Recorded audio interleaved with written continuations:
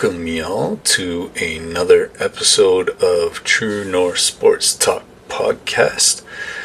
It is the heartbeat and pride of Canadian sports, and we are back. We took a bit of a week off last week just because last weekend for me personally was just off the charts busy.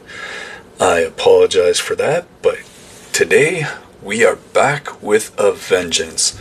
And what are we going to be talking about today?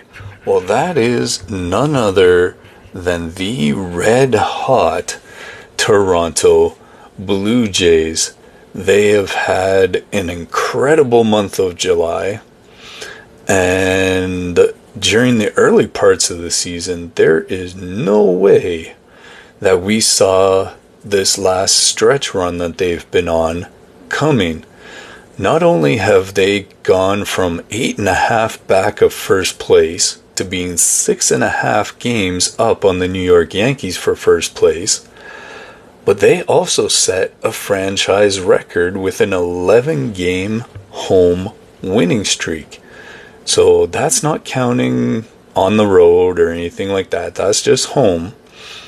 And they've had some role players that have really stepped up their game over this stretch. Those role players have been putting pressure on the defenses, playing hard-nosed baseball the right way. Guys like Myles Straw, Nathan Lucas, Ernie Clement, Joey Loperfido's filled in well, Will Wagner, Leo Giménez. Even in times, Alan Rodin's been playing really well. Davis Schneider's been playing really well. The starting rotation has revitalized during this stretch with the emergence of Eric Lauer from out of nowhere. Max Scherzer's return, they've got him stabilized to where he can manage what's going on with his thumb. And to my left right now, they're actually playing their game today. And unfortunately, we're looking for a sweep, but we're down 3-0 in the top of the fourth after Gleyber Torres hit a 3-run homer off Max Scherzer in the last half inning. But it's still early. They got lots of time. We've had Jeff Hoffman as a brilliant piece out of that bullpen closing out games for us. But we've been noticing a trend throughout this season. I don't know if you guys have noticed it. I certainly have. But you can't overwork him. If he pitches 3 out of 4, 4 out of 5, you can't do that with him. Because eventually he's going to give up a dud. So, we're going to give you some updates on Dalton Varsho, Jimmy Garcia, Andreas Giménez, Alek Manoah. We're hopefully going to be able to update Alejandro Kirk's status after last night. A quick update from right now about Anthony Santander. Basically, they've said he's completely shut down. They're not expecting him to throw, to bat, to do any sort of rehab anytime soon. Just as kind of a teaser, as it were, I'm hearing really good things about Dalton Varsho on his rehab assignment. I think he's getting close. They're saying maybe as early as this week. That's going to leave us with a Gold Glove outfield that is going to be pretty hard to get balls past, really, because you're going to have Straw. Barger's been playing a good outfield. You got Varsho that'll be back. I'd almost, as much as Varsho's a Gold Glove center fielder, we know he can be a Gold Glove left fielder. I'd almost rather, when he comes back, I'd almost rather see him in left field with Straw in right field. It's one of those things that we could really, there's pieces for John Schneider to play with here in the last month or so. What you really don't want to do if you're John Schneider, you have to be careful not to upset the chemistry and the flow of how the team is operating right now. Bunting, infield hits, they're running the lights out, just really putting a lot of pressure on defenses. And the guys that are here doing that, you don't really want to tinker too much with that if you can help it. And so that's the thing. Are the guys coming back going to be able to put up the same kind of effort? Because if they're not, to me, I'd almost leave them right where they are and just keep the team rolling. The conundrum this year that the Blue Jays also have run into is Bo Bichette's value and the clutch hitting, the on base, the runs driven in, and that leaves the Blue Jays with a bit of a contract puzzle when it comes to Bichette. Now, I've said many times to the people that I talk to and that I'm around on a daily basis, I've said, you know what? The last 2 years, you've gone after Shohei Ohtani, you've gone after Juan Soto with $700+ million deals. You've given Vladdy $500. I have no issue giving Bo $3 or $350. Hopefully Bo would be okay with that, because technically, most people might consider him just a half tier below where Vladdy is. I mean, he's coming off a down year, but he's bounced back in a beautiful way. And he's looking to be a middle order of the bat, taking the Blue Jays first place all the way through August, through September, and into October baseball.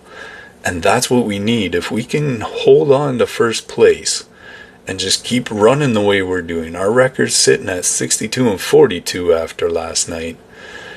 It's one of those things, if they can just keep a steady pace. I mean, they're looking for the sweep today, but they've already won the series. So just as Cito used to say, and I say this every time, win the series. That's the name of the game. And again, after last night, the Yankees lost. They won. So that brings them to a 6.5 game lead over the Yankees right now for second place in the East. Wouldn't surprise me if Tampa Bay could get on a bit of a run, if they could overtake the Yankees. But at this point in time, the Blue Jays went on a run for the best record in baseball. So, can they maintain? That is the biggest thing. And one of the things we've noticed is that for Canadian fans, for people in Toronto, Skydome has become an electric place.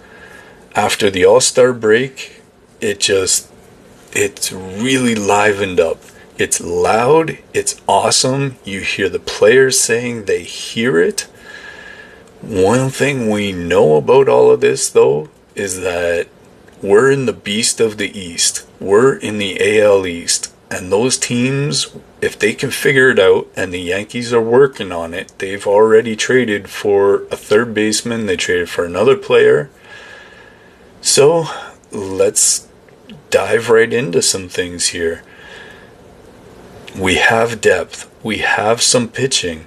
I think we can, with the trade deadline coming, with a few minor moves, get some back-end bullpen help.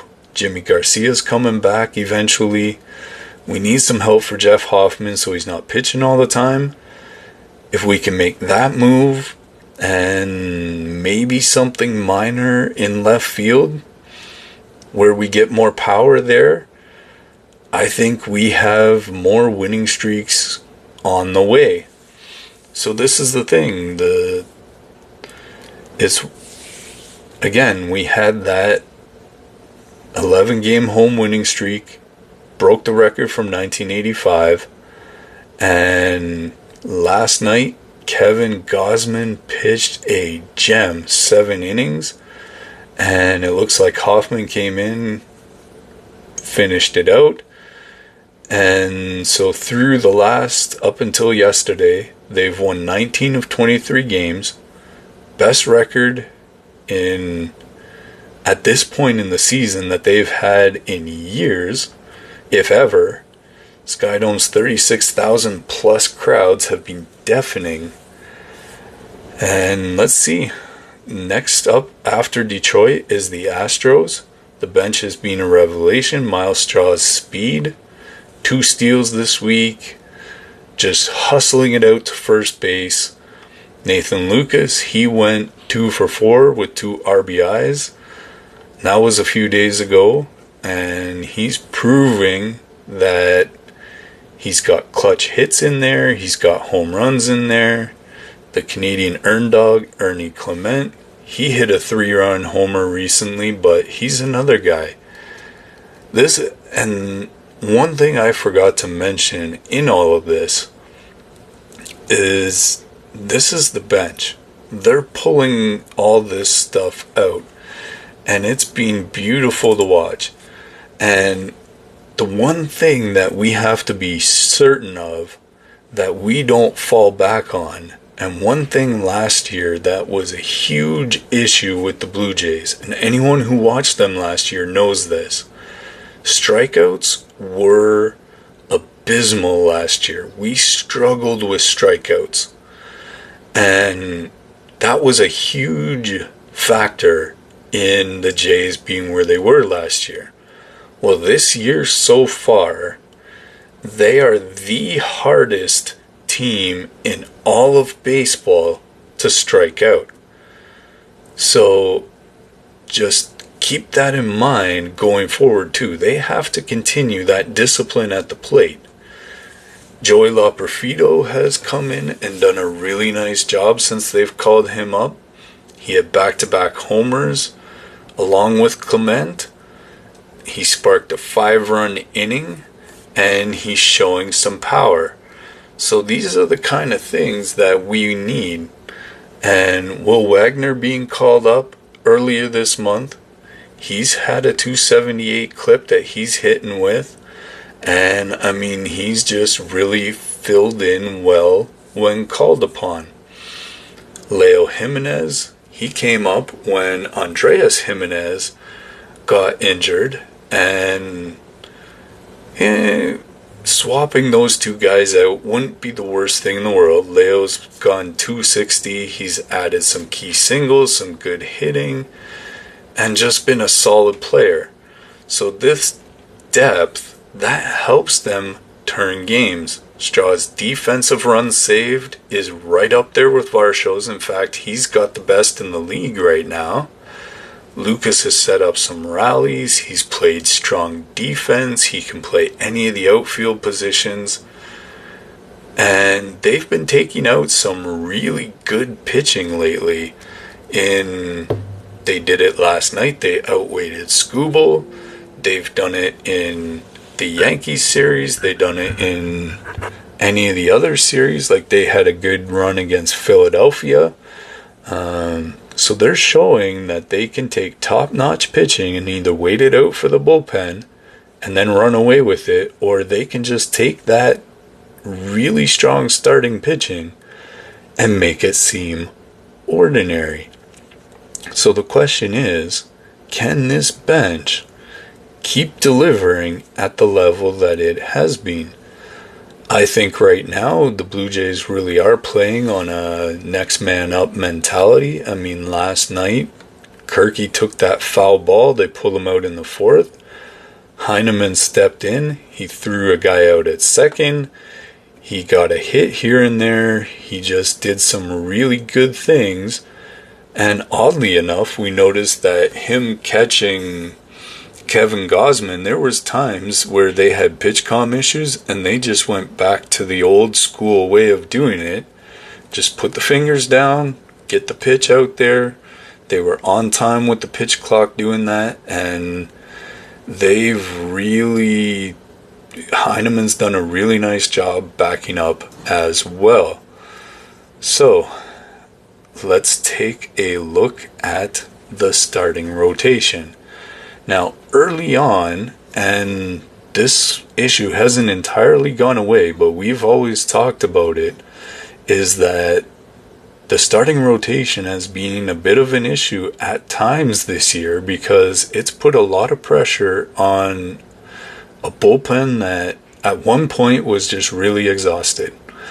Coming into the All-Star break, it looked like guys who had been carrying an extra workload, say a Bassett, Berríos, Gausman, I mean, those guys have been stalwarts, right? Berríos going into the All-Star break looked real tired. Coming out, though, he looked dynamite. Obviously, Kevin Gausman's start last night left him looking dynamite. But ever since Max Scherzer was able to get back into the rotation, ever since Eric Lauer has earned his spot into the rotation, he's gone 4-1 with a 1.71 ERA. And, I mean, look at those numbers. They're just dynamite. He's striking out a lot of batters. He's looking and feeling confident on the mound. And he's just really been that guy that they were hoping Bowden Francis would have been coming into the year. To that point, we haven't heard even the slightest whisper about Bowden Francis since they sent him down. Now, thinking back on it now, I should have done some research before jumping on here to see exactly how he is doing at AAA, but this is the thing, we don't know when or if he's even coming back. In fact, I would expect to see Alek Manoah on a big league mound potentially before even Bowden Francis. Now, the question that kind of comes to mind about Bowden Francis is that before he went on that run last year, they had him pitching out of the bullpen and even the back end of the bullpen. Now, we know Jeff Hoffman needs some help back there. Could that be a way to simplify things for Bowden Francis and to build up his confidence again? Now, looking at Max Scherzer, he's done nothing but solidify that rotation. He's found ways of managing his thumb issue to the point where he was talking to Hazel May before the game today, saying that opening bottles, he's like, his left thumb is now becoming weaker from the fact that he is trying to strengthen his right one so much that he's just doing everything he can possibly do just to maintain his thumb issue, that he would be there to help the team. And they talked about it, is that one game at a time. What's today's game? How do we win today's game? Don't worry about tomorrow down the road. Be there for today's game. The big three, Jose Berríos is pitching to a 3.60 ERA. Chris Bassett, who's been solid all year, has pitched to a 4.10 ERA. Kevin Gausman at a 3.20 ERA. Then you have Lauer and Scherzer that have been able to limit opponents to around 2-3 runs a game over the past 15 starts per Fangraphs. That's fueled this 19-4 run since July 1st. Jeff Hoffman's obviously, even with his odd thing here and there, he's been the MVP of the bullpen. He has pitched through scoreless innings. He's got strikeouts. He's just doing everything he can. He's posted a 1.35 ERA over 13 and a third innings this month. He's had 22 strikeouts and very few walks. He's given up some home runs here and there. But for the last 7 days, I mean, John Schneider really needs to find someone, and this isn't a knock on Schneider, but needs to find someone. We had thought maybe a Chad Green. Yariel Rodriguez has been dynamite, but he needs to find someone that he can count on to close out games. Now, last night, actually, it was Fluharty who closed out the game, and so that's maybe an interesting thought, seeing as how Fluharty is actually a left-handed pitcher. So that's an interesting thought. It's a different look for other teams to have to worry about. Fluharty has been solid when called upon this year. He's had his ups and downs, as young pitchers tend to. But yeah, I mean, it's been good. Bullpen's getting better. And plan B of being Chad Green or Yariel Rodriguez. Then you have Jimmy Garcia. So we really need to find, and I think this is where Ross Atkins can really shine as a general manager, is how can he strengthen the back end of that bullpen without giving up too much in return. Next question, as always with every team, not just ours, is can they stay healthy? Alright, so as we've been mentioning, there's quite a few players who have been on the injured list. I don't know if you guys watched the game, but when Dalton Varsho pulled up with that injury, that was a pretty scary looking thing. He's been on the 10-day injured list, and I mean, he's expected back by the end of next week. He's had a plus 300 average in his rehab stint. He's hitting 265 this year. He's got 12 homers. His absence obviously has tested the outfield depth. And the thing about it is it's been okay. Now, Jimmy Garcia has had a shoulder issue, and so he's been down for quite a while. He came back for a few games, got hurt again. His absence has been difficult for the back end of the bullpen, because when he's here, he's like a 1A to Jeff Hoffman. And so hopefully he'll be back soon, but it's hard to tell at this point. Andreas Giménez also went on the 10-day DL. He had a sprained knee. And so that's the thing. We're hoping that, again, by the end of the week, probably August 1st, they're saying, hopefully that will be when we see Giménez back, because we could use his glove in the field most definitely. Alek Manoah, post-surgery, he's throwing a bullpen. He was supposed to throw a simulated game. He's pitched in at least 2 rehab games in the minor leagues.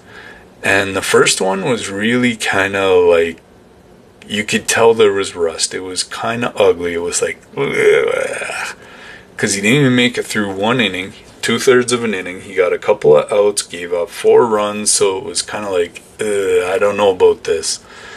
And his second game, he pitched 2 innings, threw about 60 pitches or so, and so it's been a tough go, but he's getting closer.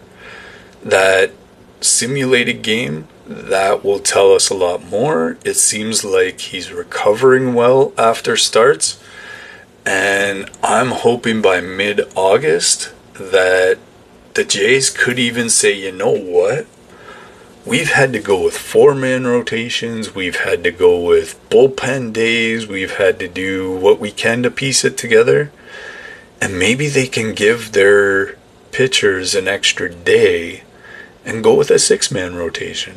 That's not unheard of. If he's pitching well, even at the big league level, it's going to be interesting to see how his return is. The only thing is, you have to give up a bullpen arm at that point. And do you really want to? Where's the trade-off there? Would Jimmy Garcia be back? Would some of the other guys be able to pick up? Do you use Manoah out of the bullpen as a long man in case someone runs into something? What do you kind of do? There's going to be a lot of different pieces that can move around there. Now, it's looking like it would be great. We'll see Varsho back soon. We'll see Giménez back soon. The baseball IQ there is irreplaceable, especially Giménez on defense. Varsho on defense for sure. The amount of runs saved from those two guys is off the charts. Hopefully, Manoah's rehab continues to be what it is. And hopefully these recoveries don't derail anything for the team and just keep this trolley moving. All right, let's talk about Bo Bichette. Now, this particular time in the show is very important for the Blue Jays' future. He's hitting .278, .324, and .438 through July 26 per Fangraph. That's as of yesterday. He's had 13 RBIs over his last 15 games. He hit a 2-run homer the other night. And he's in the walk year of his contract. And they bought out his eligibility with an extension a few years ago. So he wasn't in arbitration the way some of these other guys were. And he's a .290 career hitter up until 2024. This has been a real bounce back season. And he's had a bit of a rise in strikeouts. I think that was from early season, like it took him a bit to get going maybe. But that's okay. Like 3% isn't real bad. It means he's trying real hard. He's working on things. But defensively, his .970 field percentage, he's ahead of last year from where he was at a .950. He's made some amazing plays. Last night he had that spinneroonie throw from deep in the hole. And he's had 21 doubles. He's up there in home runs. I don't know. We're looking, I'd say 5-10 years at minimum. I'd say, for me at least, if I'm Ross Atkins, I'm looking at like a $200-300 million contract for Bo Bichette. I hope he doesn't wait and risk losing him in free agency, because the Jays are in first place. They're rolling right now.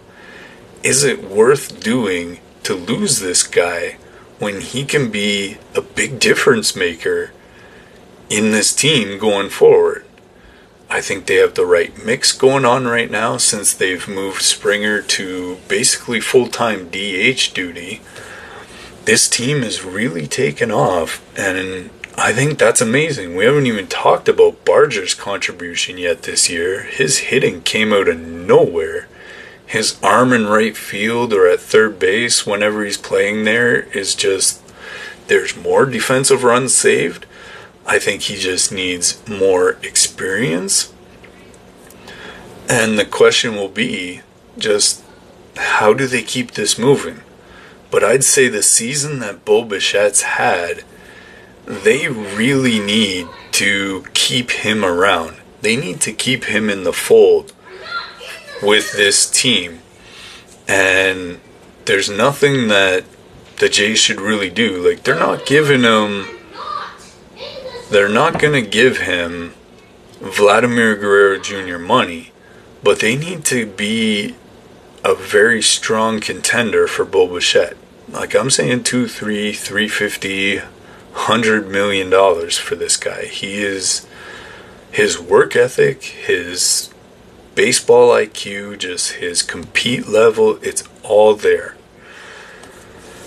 Alright, so what a week for the Blue Jays. 11 home wins and a bench that's firing on all cylinders. We've had some pitching dominance from all of the starters. Lauer, Scherzer stepping in. Hoffman's been great.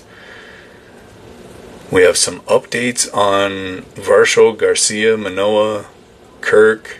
We've been watching all season Bichette's resurgence, and they've made it to first place at 62-42. The streak's impressive.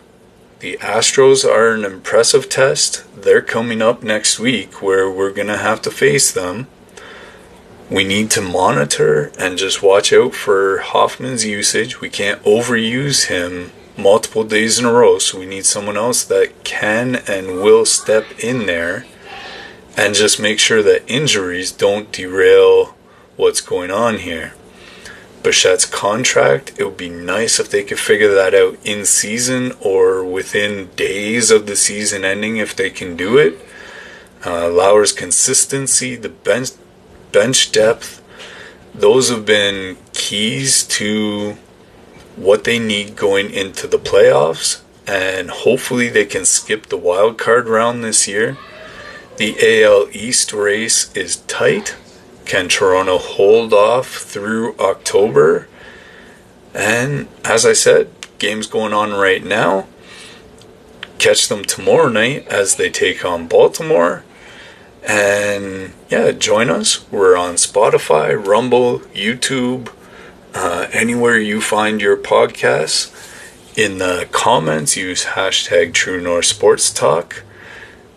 Keep the conversation going. And what's your X Factor? Who is your X Factor going into the next few months? Is it Bichette and his contract? Is it Lauer? Is it Scherzer? Is it someone we haven't thought of yet? Let's keep the Jays talk going. Go Blue Jays.